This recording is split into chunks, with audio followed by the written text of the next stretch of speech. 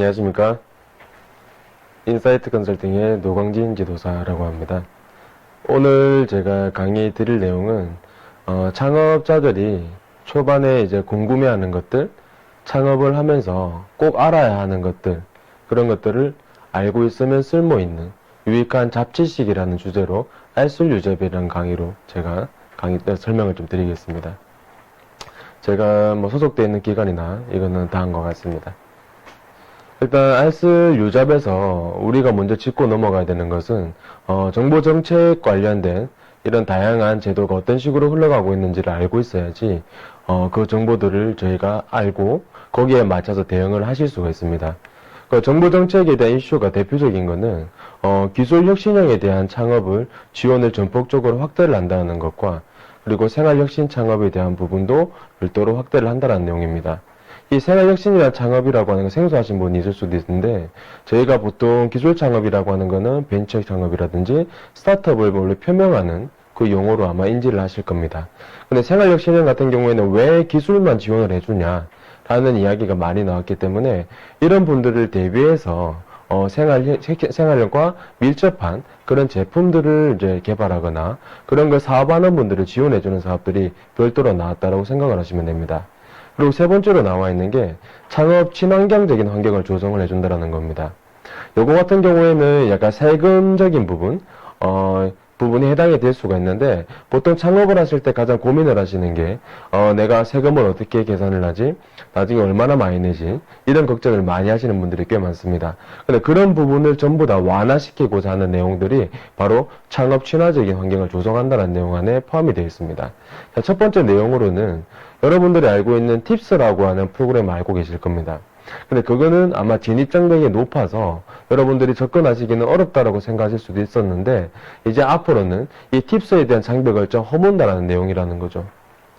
그래서 이런 부분을 좀 보완을 하기 위해서 2019년도에는 프리팁스라는 제도를 도입을 해서 업력이 3년이 지나지 않은 기업이고 대표자 포함해 상시 근로자 수가 2인 이상인 사람들이 그 사업을 넣을 수가 있는데 요거 같은 경우에는 1,000만 이상에 대한 투자만 받는다는 대상이 되게 되면 이 사업을 또 지원을 하실 수가 있습니다. 예를 들어서 우리가 팁스에 들어가기 전에 투자에 대한 부분 실적에 못 채웠다 하더라도 1,000만 이상에 대한 투자가 되면 프리팁스를 먼저 참여를 하셔가지고 사업화 자금에 대한 1억 원까지 그 지원금을 받으시고 이후에 다시 프리팁스를 도전하시는 방향으로 가시는 게 합리적이라는 거죠. 그리고 저희가 앞에 말씀드린 생활혁신형 창업지원사업 쪽 일환으로 성공별 용자라는 이제 제도가 나오게 돼 있는데 성공별 용자 같은 경우에는 저희가 2천만 원에 대한 부분을 정부에서 지원을 해주고 3년 정도에 대한 거치 기간을 두고 3년 뒤에 성공을 했냐 아니면 불성실해서 실패를 했냐를 판정을 해서 갚을 수 있는 돈, 안 갚아도 되는 돈으로 판정을 해서 약간 부담을 완화시켜주는 제도라고 생각을 하시면 됩니다.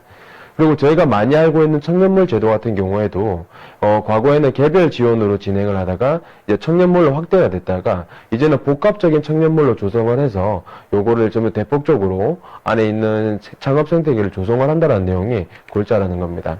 그리고 가장 관심 있는 세금적인 부분인데 세금 같은 부분에는 청년들을 위해서 많이 완화를 시켜놨는데 3년차 기업 같은 경우에는 75% 정도에 대한 법인세, 소득세 감면이라는 부분 혜택을 주다가 나머지 2년차는 50% 정도에 대한 혜택을 줬습니다.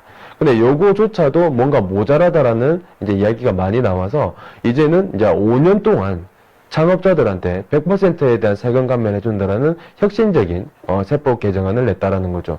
그리고 과거에는 청년 범주가 연령대가 너무 낮기 때문에 29세 미만이었던 그 연령대에서 34세까지 확대를 하고 그리고 업종별로 지원을 받을 수 있는 기업이 있다가도 그것 또한도 좀 대폭적으로 확대를 했다는 내용입니다. 그러면 초반에 창업을 하셨을 때 매출이 얼마 나오지 않는데 지금 내가 세액 감면을 받을 수 있냐 없냐라는 의문점을 가질 수도 있는데 그것 또한 걱정하실 필요가 없는 게 연매출 4,800만 원 미만인 창업자에 해당이 된다라고 하게 되면 모두 100% 법인세, 소득세가 감면이 된다라는 그런 내용이 있습니다. 그리고 또한 여러분들이 아마 사업화 자금을 위해 가지고 융자라는 거를 하시게 될 건데, 아마 기술보증기금이라든지 신용보증기금이라든지 어디를 가지든 연대보증제도라는 거를 많이 들어보셨을 겁니다.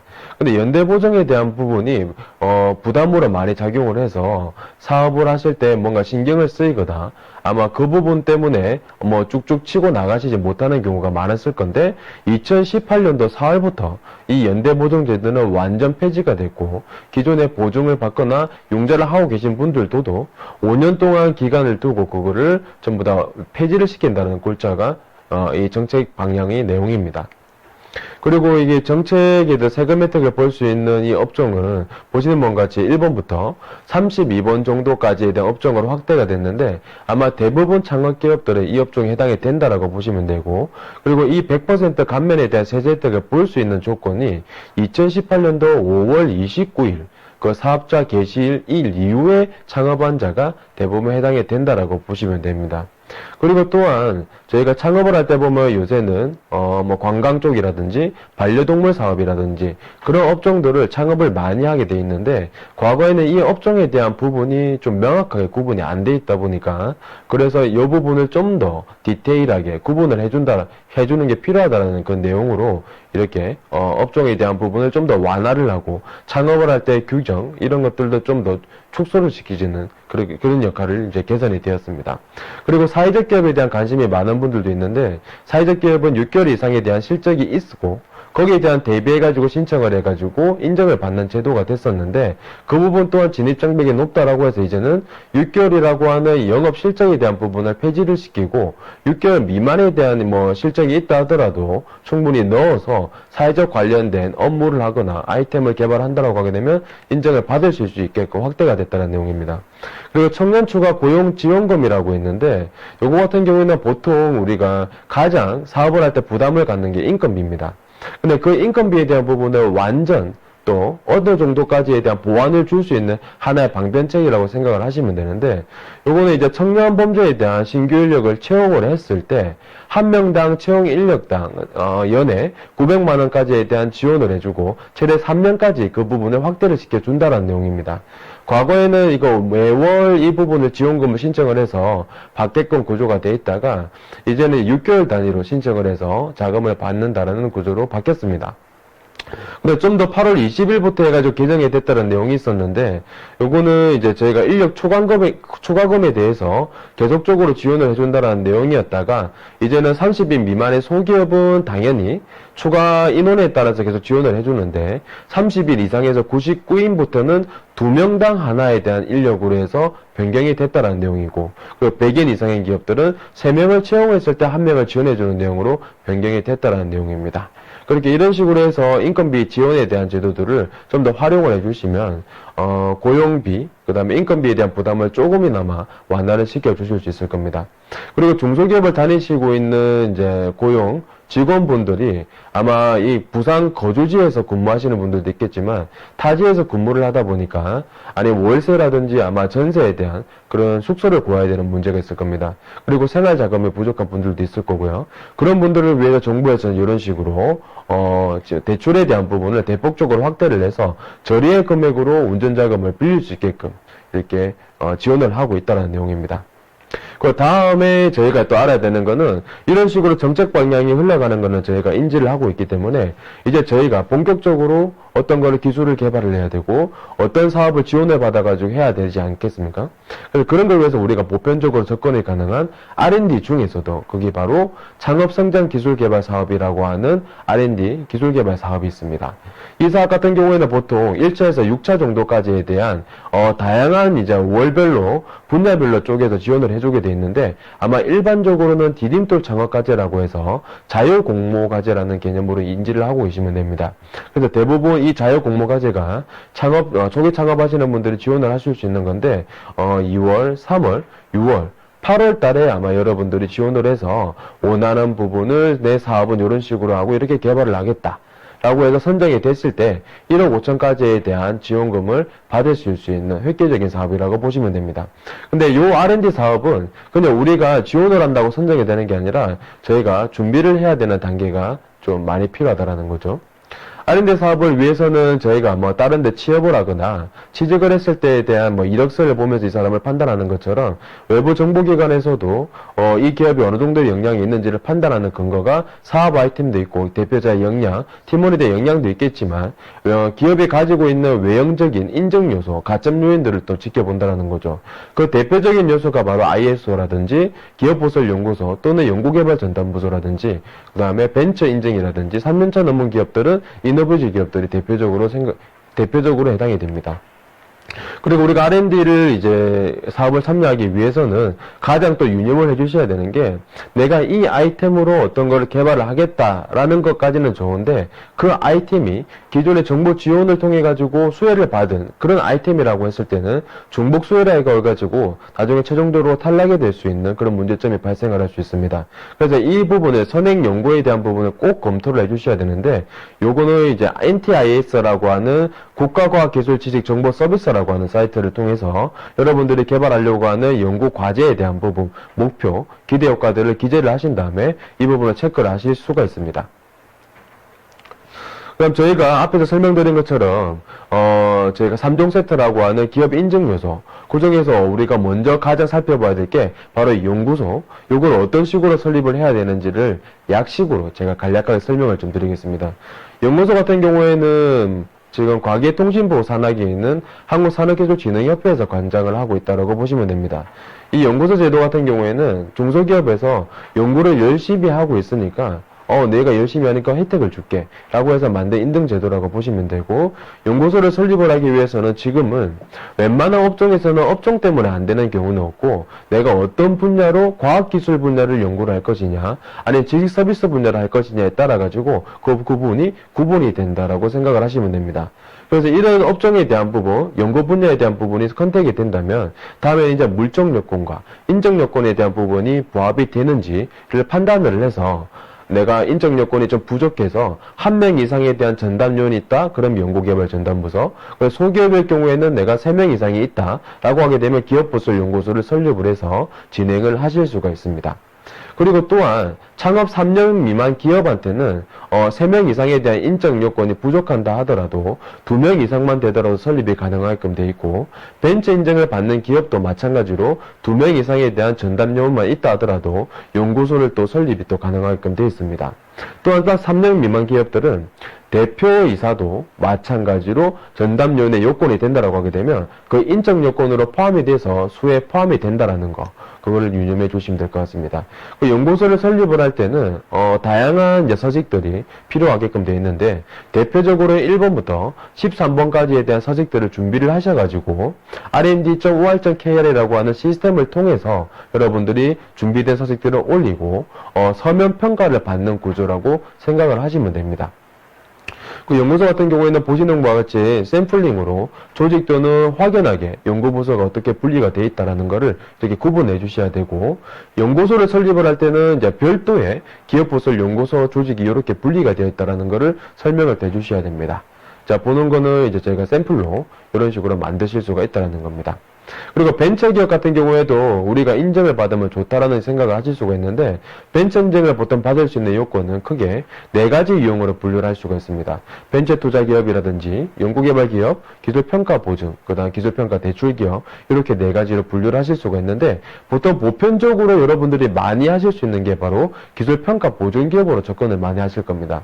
이 기술평가 보증을 관장하는 데가 기술보증기금에서 관장을 하고 있기 때문에 여러분들이 보통 창업자금이 부족하게 되면 기술보증기금을 통해 가지고 상업보증을 받으시기 때문에 그 보증금액이 1년 미만 기업들은 4천만 원 이상만 나오게 되면 벤처 인증을 받을 수 있는 기본 요건이 된다라고 보시면 되고, 1년 이상 기업이 된다고 하게 되면 8천만 원 이상 총자산 대비 5% 이상에 대한 보증을 받았다고 하게 되면 벤처 인증을 받을 수 있는 요건이 된다라고 보시면 된다는 거죠.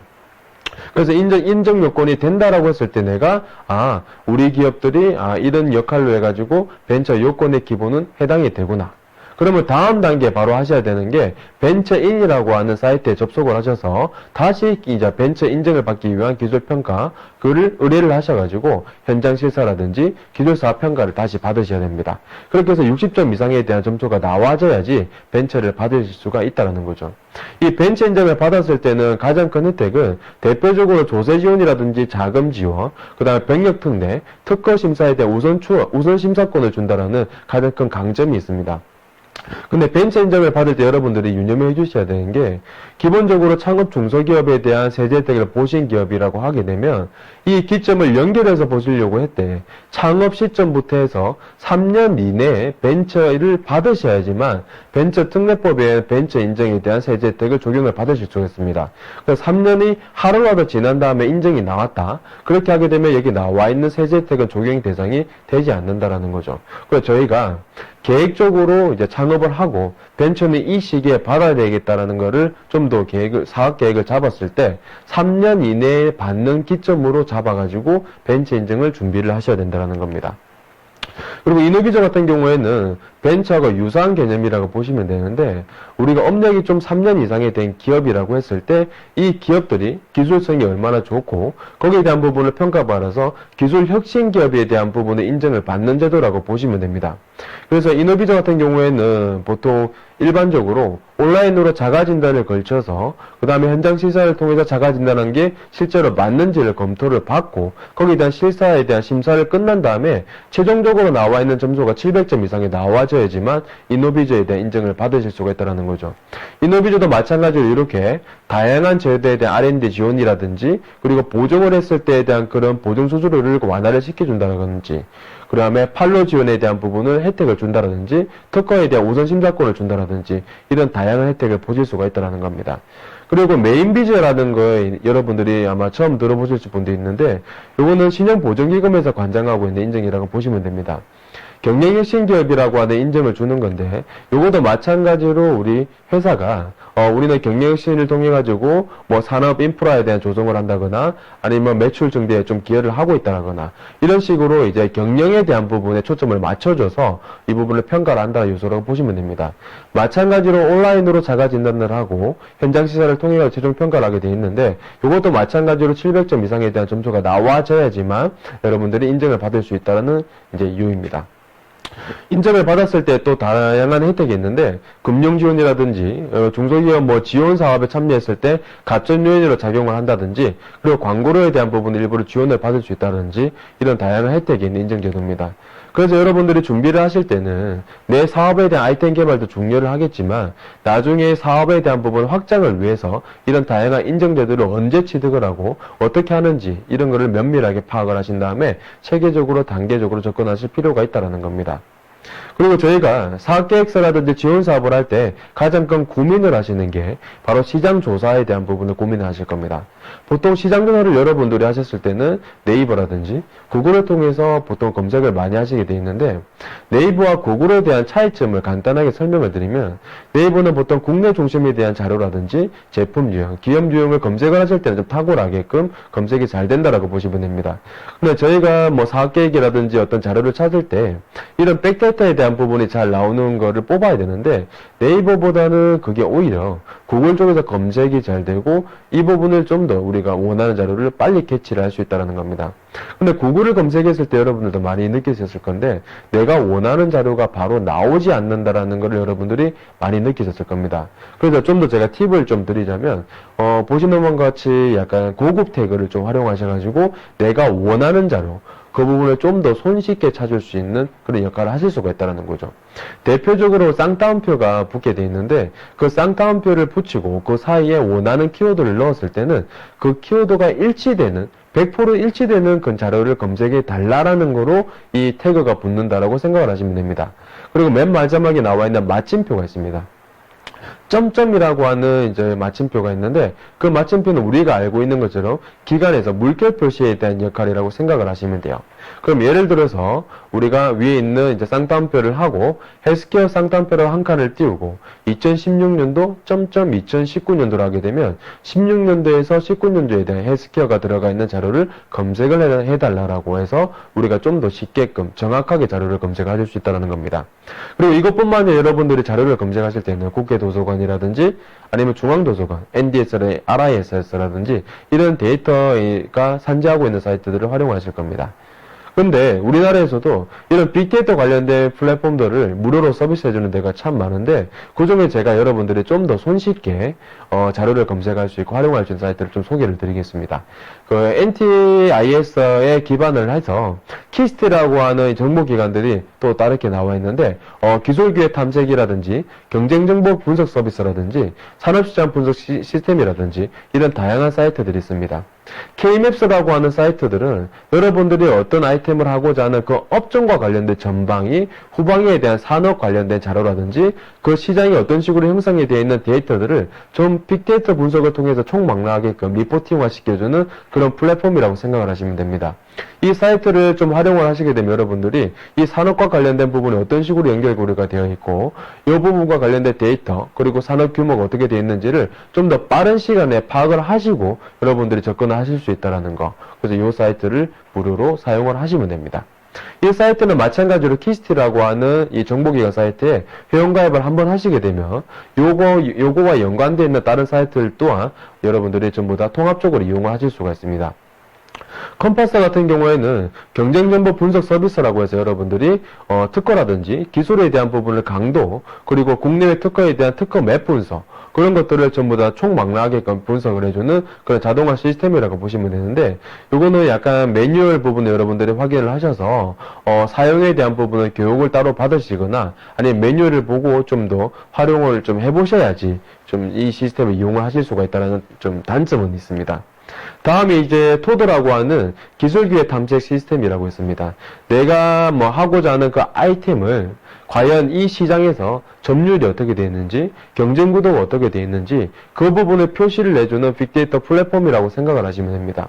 근데 다만 유념을 하셔야 되는 게 한글로 키워드를 검색을 했을 때 검색이 되지 않고 내가 하는 그 아이템을 여러분들이 영어명으로 검색을 해야지 검색이 된다는 거 그거를 좀 알고 계시면 될 것 같아요. 그럼 여러분들 아마 창업자들은 대부분 느끼셨을 겁니다. 우리 기업에 대한 가치가 과연 얼마 정도에 대한 가치가 나오는지를 아마 궁금해하실 수도 있는데 요것 또한 정보기관에서는 온라인 기술가치평가 시스템이라고 해서 스타밸류라는 사이트에 접속하시게 되면 현금으로 할인 무형이라든지 소득조건법을 통해 가지고 여러분들이 기업 가치가 어느 정도 형성이 되는 시뮬레이션을 해보실 수가 있다는 거죠.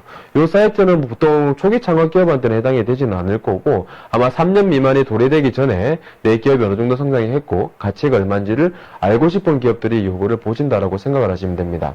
그리고 또 하나가 미리안이라고 하는 신기술 다이내믹 분석 시스템이 있는데 내가 지금은 이 아이템을 이렇게 개발을 하고 있는데 앞으로 어떤 식으로 흘러가서 어떤 아이템을 해야 되는지를 감이 안 잡히는 분들이 이 사이트를 활용해 주시면 참 좋습니다.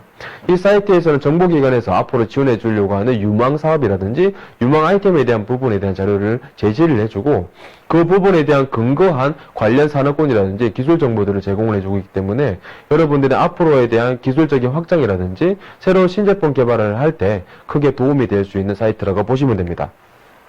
제가 또 마지막으로 소개해 드리려고 하는 이 사이트는 최근에 이제 키스트에서 추가적으로 개발했습니다. 내가 어떤 지원 사업을 참여를 하고 싶은데 내가 하고자 하는 그 아이템과 내 업력 이런 부분을 해당이 되는 지원 사업이 과연 뭔지에 대한 부분 그리고 그거를 어떻게 매칭을 시킨지를 아주 궁금해 하시는 분들이 많을 겁니다. 그래서 키스트에서 서칭 앤 매칭이라고 하는 이 플랫폼을 얼마 전에 출시를 했고 여러분들이 이 사이트에 접속을 하셔가지고 내가 어떤 아이템을 하고 어떤 업력이 있고 이런 부분을 딱 클릭만 해주시게 되면 내가 지원이 가능한 R&D 사업들을 나열을 바로 해줍니다.